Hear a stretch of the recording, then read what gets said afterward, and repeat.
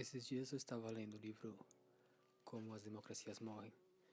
Em uma certa parte onde o livro descrevia características e fases de um déspota ou um ditador, e de certa forma aquilo era quase como um déjà vu. A cada linha, a cada frase, vinha na minha cabeça frases do nosso querido presidente. Era como se fosse feito na medida para ele, mas como um livro lançado em janeiro de 2018 poderia ser feito para ele? Nesse vídeo, irei abordar os 4 principais indicadores de comportamentos autoritários e mostrar se é realmente tudo coincidência ou alguma coisa na minha cabeça, ou realmente Bolsonaro é um ditador em potencial.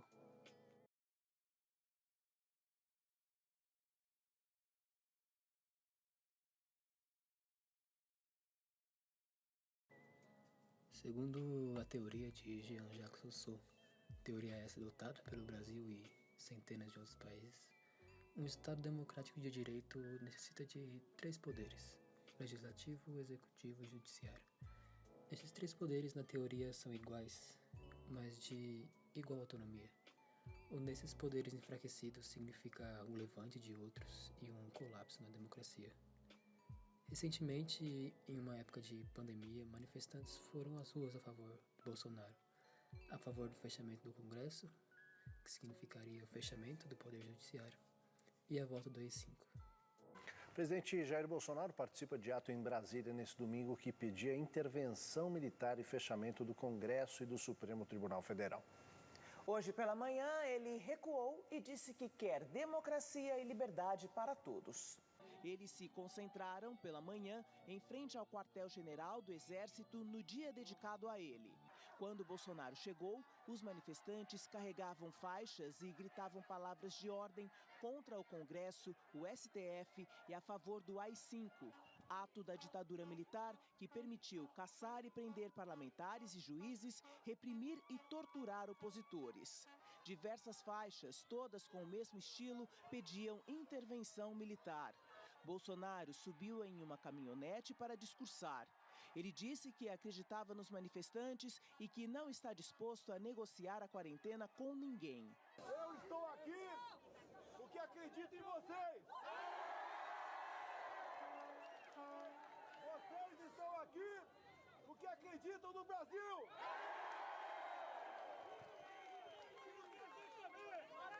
Nós não queremos negociar nada. Nós queremos ação pelo Brasil. O que tinha de velho ficou para trás. Nós temos um novo Brasil pela frente. Todos, sem exceção do Brasil, tem que ser patriota e acreditar e fazer a sua parte para que nós possamos colocar o Brasil no lugar de destaque que ele merece. Acabou a época da patifaria. Foi a maior aglomeração provocada por Bolsonaro desde o início da adoção de medidas contra a pandemia no Brasil.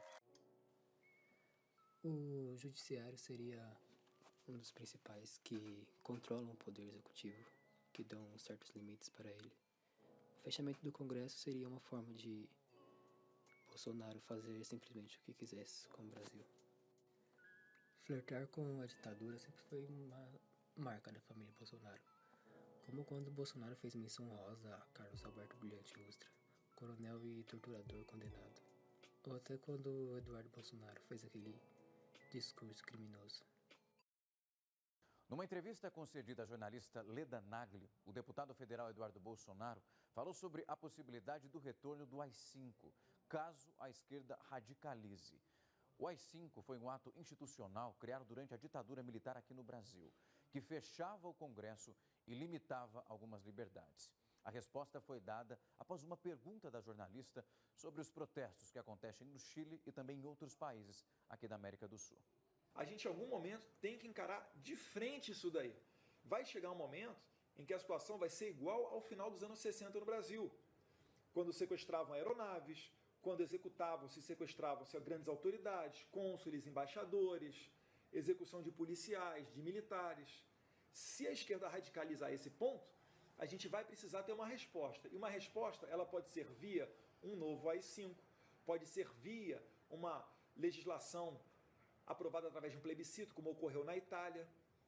Alguma resposta vai ter que ser dada. Discurso criminoso, pois existem duas leis e também um artigo no Código Penal que apologia a esses momentos de ditadura ou tortura é considerado crime no Brasil. E uma das características desse primeiro tópico do livro é exatamente isso: sugerir necessidade de medidas antidemocráticas, dentre delas restringir direitos civis ou políticos básicos, como por exemplo o direito à manifestação.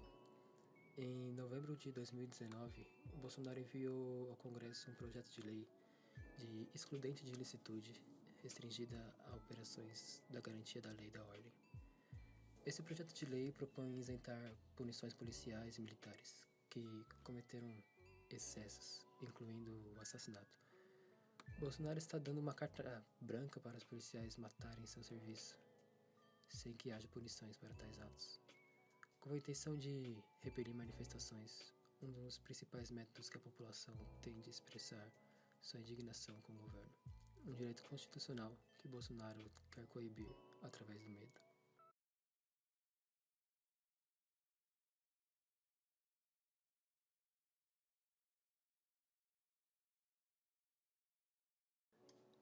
Não é novidade para ninguém o desprezo que Bolsonaro tem por seus oponentes políticos, em principal o PT. Frases como "vamos metralhar a petralhada" ou "vamos varrer esse lixo para debaixo do tapete" mostram uma postura imoral para um candidato de uma república democrática. Contrariando mais uma vez a Constituição Federal, Bolsonaro diz que os votos deveriam ser impressos, afirmando que, independente dos resultados das eleições, seria suspeito. Afirmou sem nenhuma base que as urnas poderiam estar hackeadas. Declarações mesquinhas que, mesmo antes dos resultados, tiram a legitimidade de seus oponentes, mostrando que até um certo desprezo pela maneira democrática em que, no Brasil, os políticos são eleitos.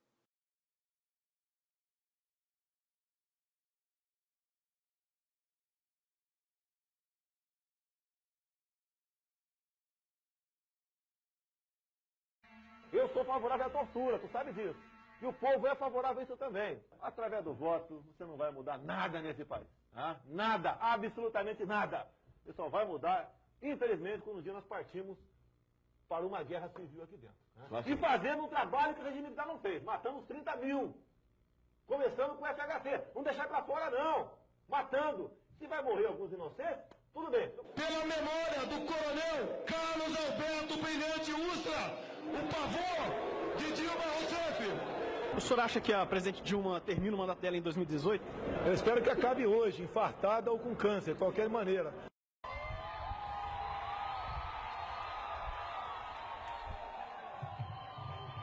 Vamos fuzilar a petralhada aqui do Acre.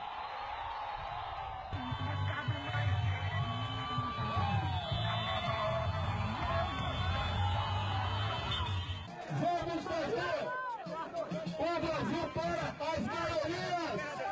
As minorias têm que se curvar às maiorias. A lei deve existir para defender as maiorias. As minorias se adaptam ou simplesmente desaparecem.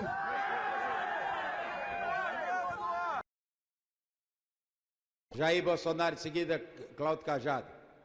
Senhor presidente, desde que a política de direitos humanos chegou em nosso país, cresceu, se avolumou e passou a ocupar grandes espaços nos jornais, a violência só aumentou. A marginalidade cada vez mais tem se visto mais à vontade, tendo de vista esses neo-advogados para defendê-los. Dizer aos companheiros da Bahia, que agora há pouco vi um parlamentar criticar aqui os grupos de extermínios, enquanto o Estado não tiver coragem para adotar a pena de morte, esses grupos de extermínio, no meu entender, são muito bem-vindos. E se não tiver espaço na Bahia, pode ir para o Rio de Janeiro. Se depender de mim, terão todo o apoio. Além do discurso de ódio, como acabaram de ver, o livro aborda também uma certa característica que há anos acompanha Bolsonaro e sua família: o envolvimento com milícias. Diversos elogios e ligações já foram abertamente expostos à mídia. Mas existe um homem especial que servirá muito bem de exemplo. Fabrício Queiroz, velho amigo da família e condenado pelo esquema de rachadinha no escritório de Flávio Bolsonaro. Foram detectados o desvio de 2 milhões de reais em 10 anos. Dentro desse dinheiro, o cheque de 89 mil, depositado na conta da primeira-dama, e que até hoje não esclarecido pelo presidente.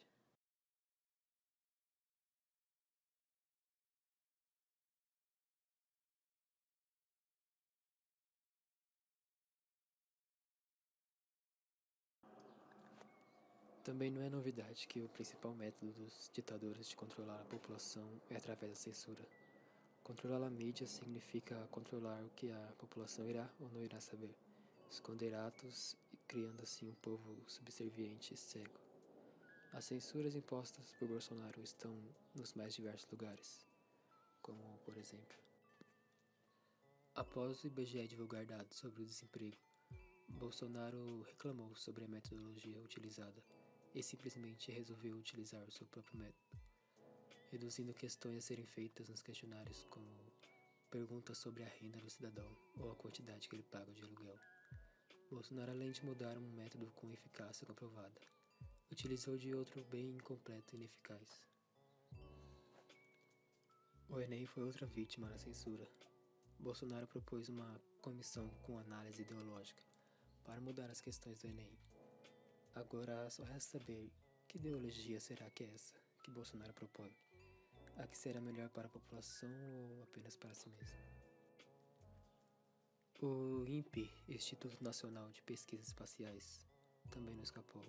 Após revelar dados que o desmatamento da Amazônia aumentou em 212% em 2019, em comparação com o mesmo período do ano passado, Bolsonaro disse que os dados são mentirosos e que tudo não passa de uma conspiração para derrubar o governo, e que a partir daquele momento, todo dado de desmatamento precisaria passar por suas mãos antes de ser divulgado. Eu acho até que, aprofundando os estudos, ver se por acaso essas pessoas divulgaram de má fé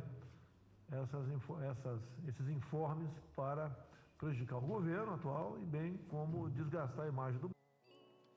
Diversos outros casos na internet e na televisão, nada criminosos, pelo contrário, um direito que cada cidadão no Brasil tem de expressar sua insatisfação com o governo, foram vistas por maus olhos por Bolsonaro. Algo que há muitos anos é criticado. Nenhum outro presidente fez o que Bolsonaro está fazendo, bem na frente de nossos olhos.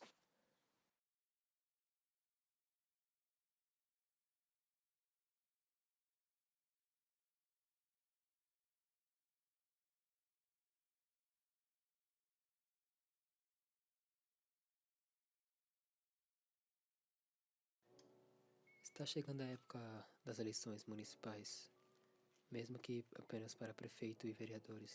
É de exima importância que estudemos bem cada candidato que iremos votar, para que não caímos no mesmo erro de Bolsonaro. A maioria dos casos que eu citei aqui foi até antes de Bolsonaro se candidatar à presidência da República.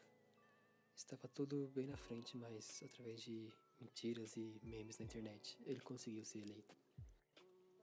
Estudar os erros do passado é a principal forma de não cometer esses erros novamente. É necessário um senso crítico para que podemos eleger nossos representantes. Portanto, para o nosso próprio bem e da geração seguinte, é necessário que saibamos nas mãos de quem estamos colocando nosso país, nosso estado e nossa cidade. Não votar em rostinhos bonitos e promessas falsas. Não quero entrar no mérito de direita ou esquerda. Apenas dizer que o governo é feito pelo povo e para o povo. Não devemos aceitar menos que isso. Eles são nossos funcionários e não têm o direito de nos calar. Vote consciente, para que alguém como Jair Messias Bolsonaro não seja mais eleito.